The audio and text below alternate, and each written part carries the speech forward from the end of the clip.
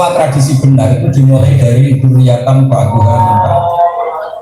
Nabi Yusuf ketika mengistilahkan diri menjadi orang alim, orang soleh, itu istilahnya adalah wattaba'tu millata abai Ibrahim wa Ishaqa wa Yaqub. Saya mengikuti tradisi keagamaan leluhur kami. Dia menyebut tentu Yakub dulu, Ishak di sana, Yusuf bin Yakub bin Ishak bin. Terus tradisi yang dianut apa? Maka nalana musyrika billahi min syai. Kita ini tidak mungkin, lana itu kita tidak mungkin lah melakukan satu kemusyrikan. Karena itu tidak mungkin, itu tidak tradisi leluhur kami. Kira-kira kalau Gus itu zaman fakir ini sangat mungkin gak malam pasti ngarang kita, membanggakan ngarang kita. Jadi memang harus seperti itu, harus ada tasarruf. Memang aturannya seperti itu. Jadi itu saya tuh hafal Quran itu hanya karena nasihat bapak gini. Ya agak nasihatnya itu agak kasar, tapi ingat betul. Tapi itu hafal Quran. Kowe nak hafal Quran itu materi obrol membunuh lampu. So anak-anak hafal lu dua alasan. Karena misalnya mbak saya hafal Quran, bapak saya hafal Quran, saya nggak hafal, anak saya nggak hafal kan gampang. Baik bapak kan. Jadi kalau ada gurunya orang alim dan alim itu mesti yang salah bapaknya, tak jamin. Karena anaknya punya alasan niru bapak kan. Nah, coba kalau sangat mutasil, bapak niru bapak itu kan kacau. Kamu sampai kiri. Makanya cerita paling populer di keluarga saya oleh Basir itu cerita paling populer itu ono yang ini Umi Soleh ini cerita populer. Wongnya alimnya karuan, alim Allah. Jika orang nyari itu bapaknya siapa? Ternyata bapaknya ketika main di pondok itu sholat merah bener, wudhu merah bener, semuanya ada. Sama santri-santri masih ditakwil ini jagat. Jagat itu penghormatan pada keluarga kiai. Agak keluarga kiai biasanya bahasa pasnya ya nggak tahu lah itu.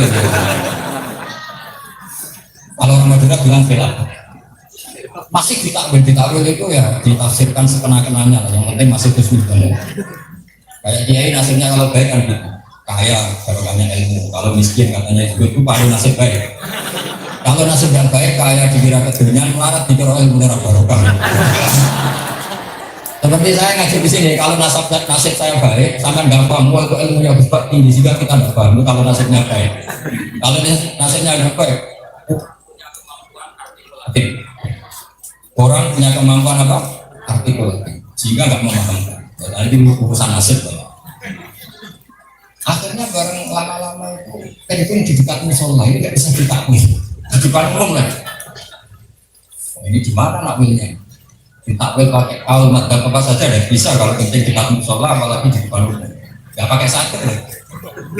Lama-lama kiai santri ini nggak kuat Pak Yai. Ketika saya melihat Anda alim, tak kira bapak Anda sangat alim karena anaknya saja alim apalagi bapak.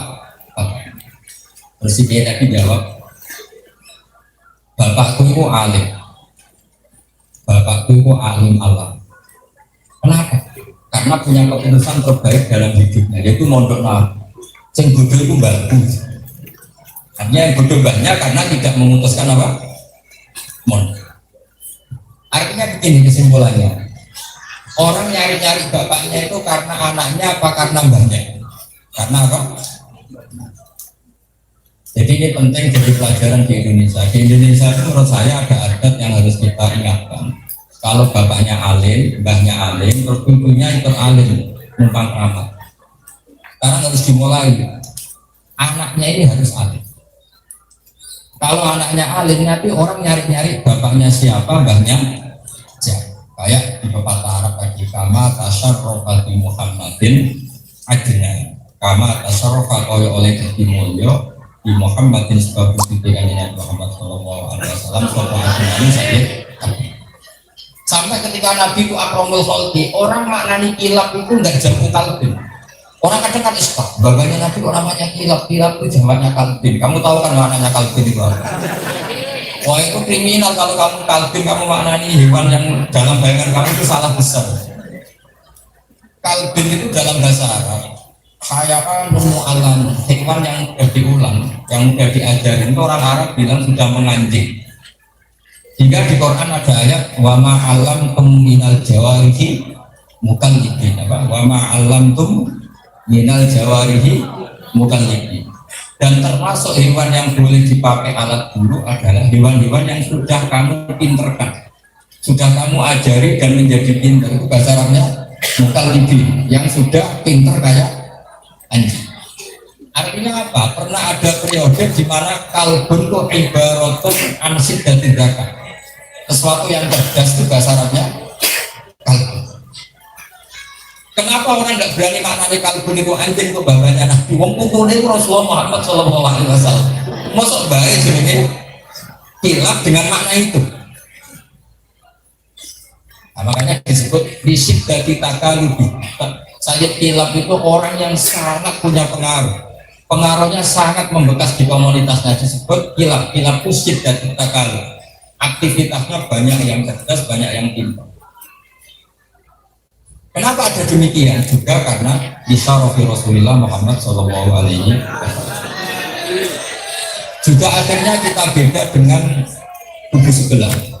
Kubu sebelah itu biasa mengatakan misalnya babanya Nabi itu tidak mukmin, babanya Nabi itu tidak. Itu beda dengan keyakinan kita yang diajarkan guru-guru kita. Karena logikanya begini, Nabi itu nur, nur itu suci. Maka nggak boleh nur yang suci ini pernah singgah kepada atau di tempat yang tidak suci. Sehingga pertarungan faham. Kalau lagi pertarungan faham itu memang harus tukaran dulu.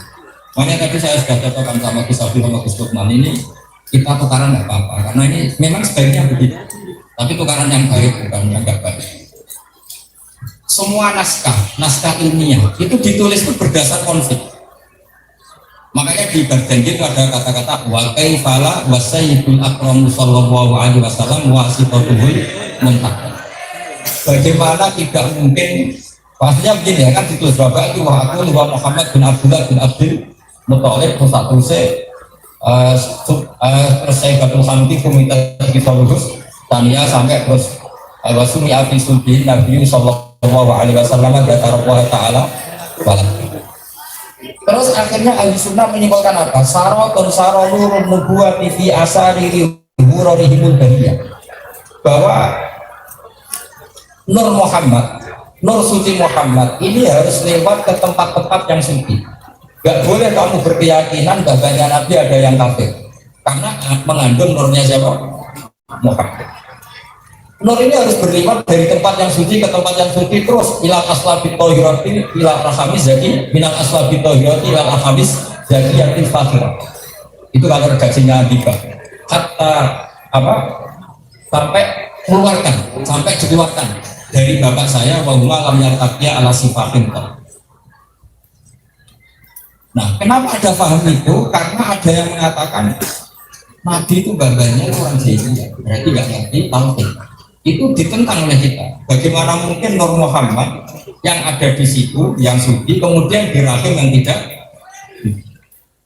Maka di dan berjanji itu menjadi urgensi, menjadi penting karena kalimat seperti ini misalnya tarokus sifah falam yusibhum aruhu min adami wa ila abihi.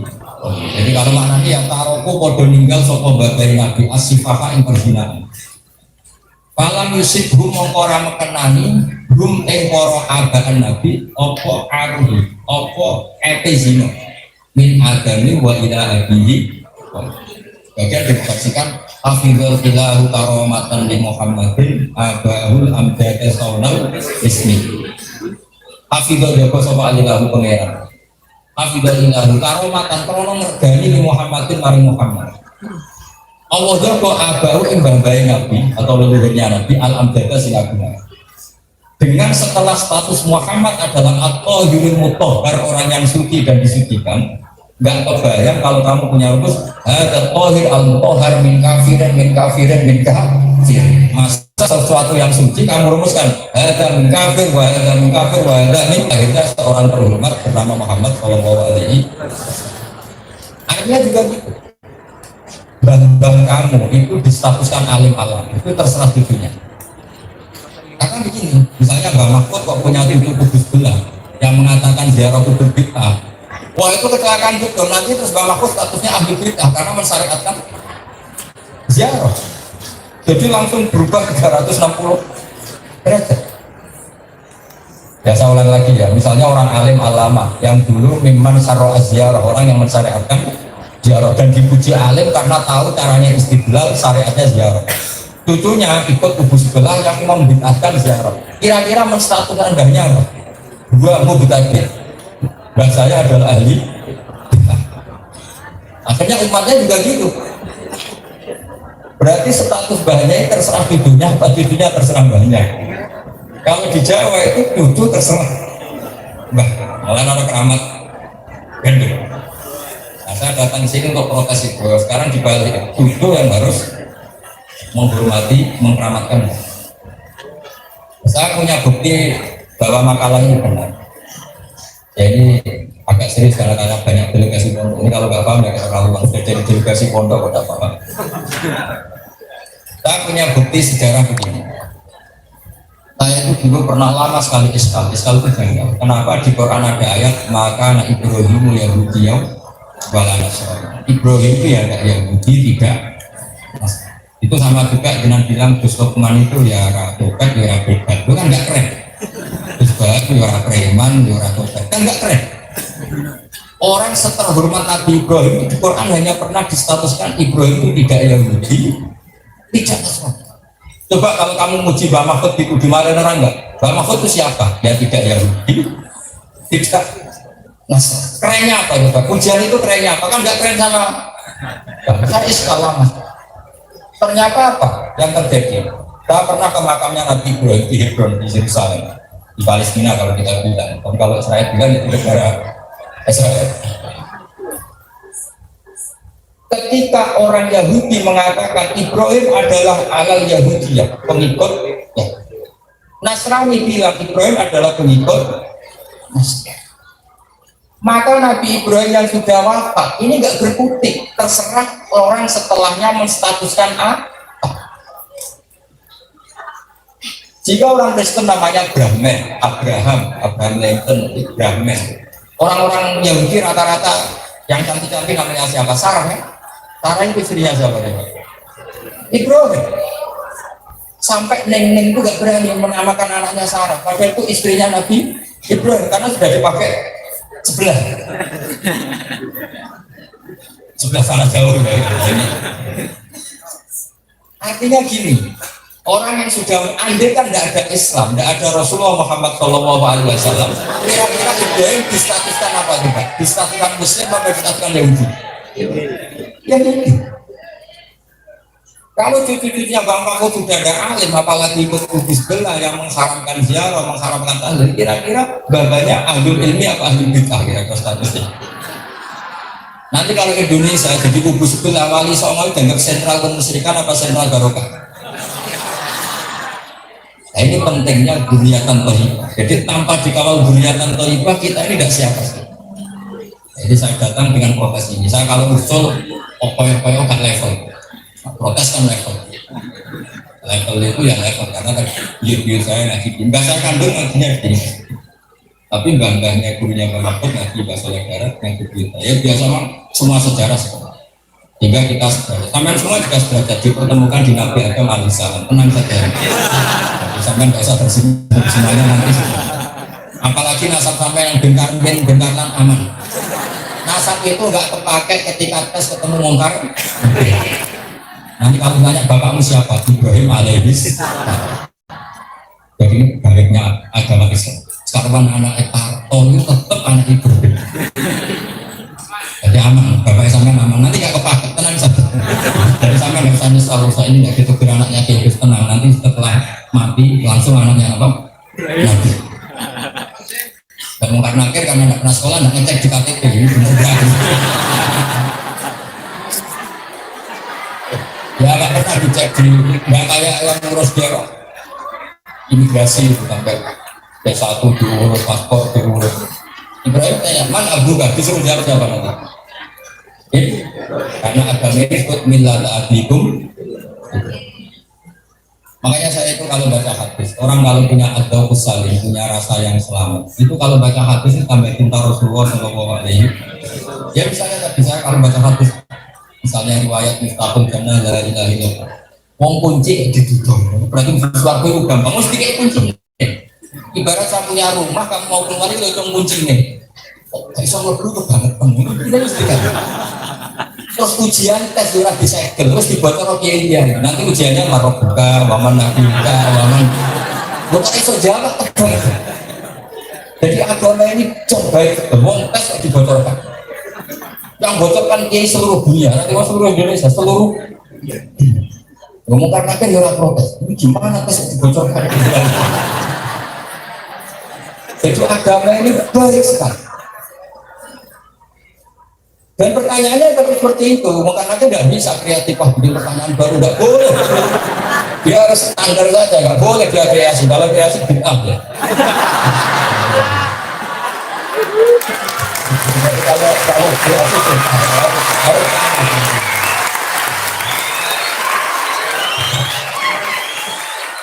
Nah ini kembali ke Profesor tadi. Saya tuh khawatir betul kalau diskusi itu tidak adil, karena tadi takut cara menstatuskan bapaknya itu sirinya kenapa di Quran ada kalimat apa, maka anak Ibrahimu Yahudiyah wala Nasraniyah wala tingkah hanifam muslimah. Itu setelah Yerusalem jadi kota internasional dua, itu makam Ibrahim itu yang kepala itu di sinagog. Jadi saya masuk masjid Ibrahim harus lewat sinagog karena menjadi kota tiga agama. Itu yang Nabi Yakub itu total di sinagog. Nabi Daud lebih parah lagi, dipakai atribut Yahudi. Jadi pakai apa itu? Pakai selimut, pakai kafan, semuanya atribut orang Yahudi. Dan yang ziarah harus pakai akazai bisa juga harus pakai atribut. Jika mereka bilang Daud ya King David, raja mereka. Artinya gini, ketika mereka mensejarahkan, kita tidak berkutik. Coba, Daniel itu yang pakai nama Daniel itu orang Islam apa non Muslim? Non Muslim, padahal kamu tahu Daniel itu nabi apa enggak nabi? Nabi, ahli tauhid apa ahli syirik? Ahli tauhid. Yusa bin Nun. Yang pakai nama Yesua itu Muslim apa non Muslim? Maka seharusnya santri-santri punya keberanian, namanya Yusa dan Yan. Nanti lama-lama dia jadi Yusa. Kenapa keren? Karena istrinya Nabi. Tapi karena sekarang yang pakai kubu sebelah jauh tadi, seakan-akan sana itu ya dia. Maka menurut saya ayat maka Ibrahim itu Yahudi wala Nasrani itu menurut saya tamparan bagi kita.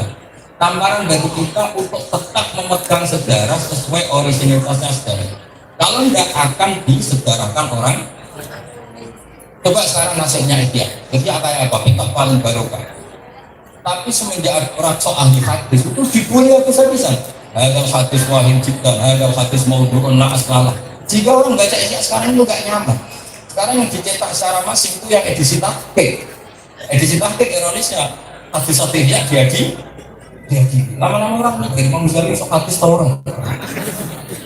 Nah, coba kalau di kampus-kampus orang bilang Ghazali itu orang yang sudah meninggal itu sudah nggak berkutik, sudah seperti itu, doanya seperti itu, sehingga terserah yang mensejarahkan setelah. Ketika orang meyakini Ibrahim Yahudi, yang Nasrani meyakini Ibrahim Nasrani, sampailah Rasulullah Muhammad Shallallahu Alaihi Wasallam. Terus beliau ngendikan Ibrahim tidak Yahudi, tidak Nasrani, tapi bapak tauhid. Lalu buktinya apa kalau Ibrahim bapak tauhid? Debat begini kata Nabi, Ibrahim itu pernah di Mekah. Nah ini cucunya. Orang Yahudi Nasrani nggak percaya. Anda bagaimana cucunya? Anda ini orang Mekah, hidupnya di Medina, sementara Ibrahim orang Palestina. Ibrahim kita tahu orang Palestina, tempatnya meskipun dia dulu orang sekitar Babilia. Anggap saja orang Palestina gitu. Nanti malah nanti lahirnya gimana? Tapi sebenarnya saya tahu memang logikanya itu, jadi memang pernah lahir mungkin dulu namanya Belgian, kawasan itu pindah ke Syam, kemudian pindah ke Mekah. Akhirnya Nabi Muhammad bilang Ibrahim itu pernah ke Mekah. Buktinya apa? Terus disebut di ayatun bayinatum maqamu Ibrahim. Buktinya jejak kakinya ada di Mekah, yaitu makam Ibrahim, bekas injakannya kaki apa? Ibrahim. Nah kalau itu belum benar makom, karena mahal lukiyamir rijli, karena memang kakinya Ibrahim diinjak di situ, makanya di situ di ayatum bayinatum maqamu Ibrahim. Tapi kalau tempat berdomisili itu aqama yuqimu iqamatan, makanya bahwa mungkin berarti apa? Muqam. Tapi kalau yang diinjak kaki betul namanya apa? makanya koma zaitun manane dia berdiri di situ. Tapi kalau apa zaitun ditermas maknanya menetap. Ini karena salahnya kiai itu harus bisa tasrifan sekarang ini. Nah, kita teruskan. Sehingga pengarang Darjani itu tahu betul masalah utama Muhammad jadi nabi adalah dia itu anaknya siapa, turunannya siapa. Itu mulai dipakai alat orang Yahudi Nasrani. Muhammad kok ngaku nabi, kok anak Isopo, wong Mekah itu terkenal ilmu jahiliyah, kok jadi nabi kurang mungkin. Jika orang-orang Yahudi Medina itu pede sekali mengkritik nabi. Makanya Darjani dengan tegasnya menghentikan wabah fa'akul wa Muhammad bin Abdillah bin Abdul Muttalib wasmuhu Syekh Abdul Hamid Humitat Bitolus. Jadi itu buku sejarah. Kamu harus tahu ya, Muhammad punya bapak Abdullah, punya bapak Abdul Muttalib, punya bapak Hashim ini. Nah gara-gara ditulis bahasa Arab, terus satu yang mau kadang rapah. Mau soalnya akhirnya buku sebelah darah nih mantra. Akhirnya dibit. Satu yang paham, mau coba yang mantra tenan banyak apa?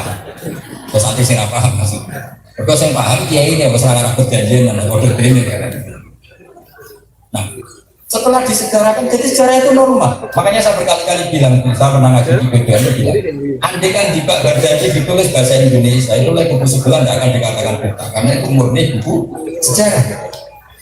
Gara-gara diwaca bahasa Arab, matanya kayak jimat itu sampai kayak mantra.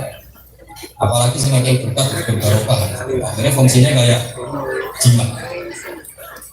Di situ sampai diterangkan wa adnaru bila roy bin inna zabil ulumin nasabiyah ila dzatihi ismaila nisbatuhu wa mun. Dan saya pastikan yang namanya Adnan itu nasabnya sampai Nabi Ibrahim alaihissalam. Sehingga kalau orang Yahudi Nasrani orang ini mungkin Muhammad Nabi karena ternyata turunannya itu banyak yang mau ngakoni Islam. Itu disebut dzurriyyatan ba'duha. Jadi nggak bisa yang bisa bela Mbah Mahfud bin Abdul Manan harus harus mulai dulu karena sekali anak cucunya tidak alaman hadihim wa alamin walihim wa ala tariqatihim punya pikiran yang berbeda, nanti orang mengira badannya juga seperti itu. Maka kata kunci kita adalah dzurriyyah. Dan saya bangga jadi guru yang ke-6 kalau nggak begitu dari Mbak Soleh. Mbak Soleh saya itu gurunya Mbak Soleh. Ya tentu di antara tentu gurunya Mbak Soleh darat banyak. Di antaranya beliau pernah ngaji di Bugis. Tentu bapak saya juga mungkin pernah ngaji babanya Pak Makbar biasa lah silang-silang seperti itu pasti seperti itu. Bukan mungkin tapi pasti seperti itu. Nah kenapa saya cerita ini supaya konsisten wattaqa'tu millata abadi Ibrahim al-Safwa. Harus ada kata wattaqa'tu saya ikut. Karena sekali tidak ikut ini menjadi masalah besar. Mungkin Gus Bapak tahu banyak betapa pondok yang sekarang bangganya Katolik, Katolik, karena yang mengharapkan itu dunianya sendiri. Orang lain bisa apa?